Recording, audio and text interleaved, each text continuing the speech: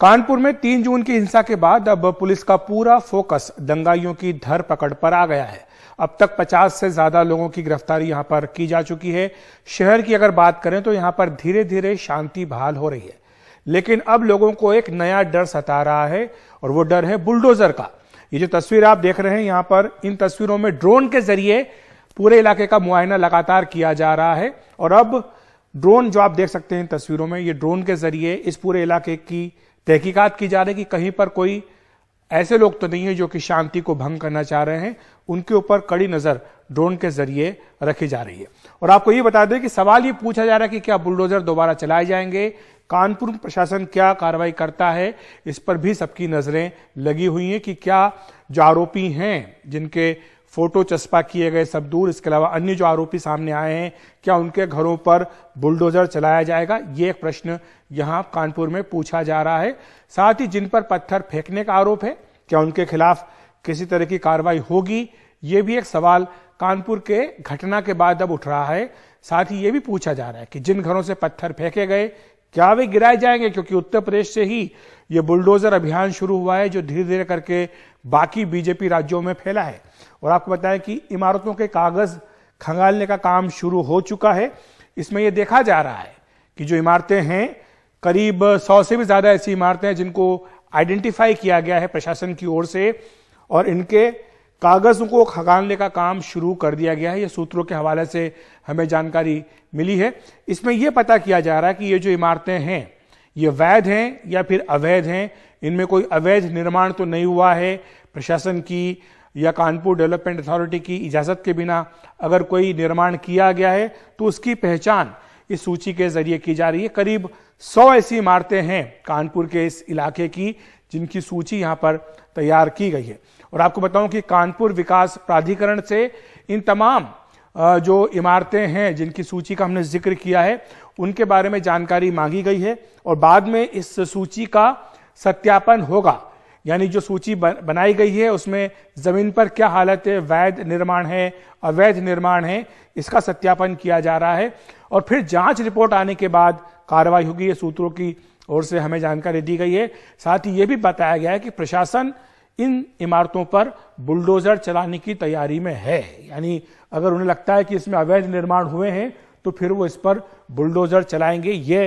लेकिन अभी तक चलाए नहीं गए हैं। कुछ जगह सोशल मीडिया में ऐसा आया था, उनका खंडन किया गया, लेकिन यहां पर अभी तक बुलडोजर चला नहीं, लेकिन चलाने की तैयारी है। और आपको बता दें कि अभी तक कानपुर हिंसा में 52 लोगों की गिरफ्तारी हो चुकी है और वहीं 40 संदिग्धों के पोस्टर कानपुर हिंसा के बाद जारी किए गए हैं। ये शहर में जगह जगह चस्पा कर दिए गए हैं। इन संदिग्धों के ऊपर पुलिस के मुताबिक हिंसा फैलाने का आरोप है और इनकी पहचान जो है वो सीसीटीवी फुटेज के जरिए की गई है। वहीं एक दूसरे इसी से जुड़े मामले में आपत्तिजनक टिप्पणी करने के आरोप में एक स्थानीय बीजेपी नेता को पुलिस ने गिरफ्तार कर लिया है। और इस बीच जिस तरह से कानपुर हिंसा का कवरेज हुआ या कानपुर हिंसा के पहले जो घटनाक्रम हुआ है उसे लेकर मीडिया की रिपोर्टिंग पर सवाल भी खड़ा किया गया है। एडिटर्स गिल्ड ऑफ इंडिया ने बाकायदा एक बयान जारी किया है जिसमें यह कहा है कि कुछ टीवी चैनलों का जो रवैया है वो गैर जिम्मेदाराना रहा है। ये एडिटर्स गिल्ड ऑफ इंडिया ने अपने बयान में कहा है और उन्होंने ये कहा है कि मीडिया रुके और सोचे कि आखिर वो जो कर रहे हैं उसका समाज पर किस तरह से असर पड़ रहा है। अब हम कानपुर शहर की बात कर लेते हैं। वहां पर हिंसा के 5 दिन बाद अब धीरे धीरे शांति बहाल हो रही है। ये ड्रोन बार बार आपको दिख रहा है क्योंकि इसके जरिए ही वहां के जो हालात हैं उनका जायजा लिया जा रहा है और साथ ही संवेदनशील इलाकों में इसी ड्रोन के जरिए लगातार निगरानी की जा रही है। वहां पर यह भी खबर आई है कि दुकानें धीरे धीरे करके खुलने लगी हैं। कई जगहों पर जो ट्रैफिक है वो सामान्य हो गया है। और कानपुर हिंसा में पुलिस की छानबीन जमकर चल रही है। इस काम में एसआईटी को लगाया गया है। एसआईटी क्राइम सीन से सबूत जुटाने में लगी है। हिंसा के बाद सड़कों पर जो सामान बिखरा है उसको भी इकट्ठा किया जा रहा है।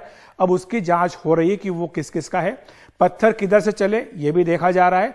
आइए सुनते हैं एसआईटी के सदस्य और कर्नलगंज के एसीपी त्रिपुरारी पांडे का इस बारे में क्या कहना है। अपनी सफाई जो सफाई नायक वगैरह हैं इनसे अपने विवेचना के क्रम में वार्ता कर रहा हूं और अपने जो साक्ष्य उसको एकत्रित कर रहा हूँ। जो क्राइम सीन हुआ था उसके बारे में पूरा सब चीज लेकर के जितने भी छात्र हमारे साक्ष्य सब एकत्रित किए जा रहे हैं। ये देखा जा रहा है कि पत्थर किस एंगल से चला था, कहाँ से चला था और क्या क्या सामान छूटे थे साक्ष्य में, वो सब चीजें एकत्रित की जा रही हैं। देखिए, वो नवैया दूसरी थी, यहाँ की नवैया शहर की दूसरी है। अगर ये इस तरह की कोई कदम उठाए गए तो फिर सर पे कफन बांध के लोग निकल भी आएंगे मैदान में, ज़्यादा दिन इंतजार नहीं कर पाएंगे। अब ज्यादती की इंतहा, सब्र का इंतहा हो रही है।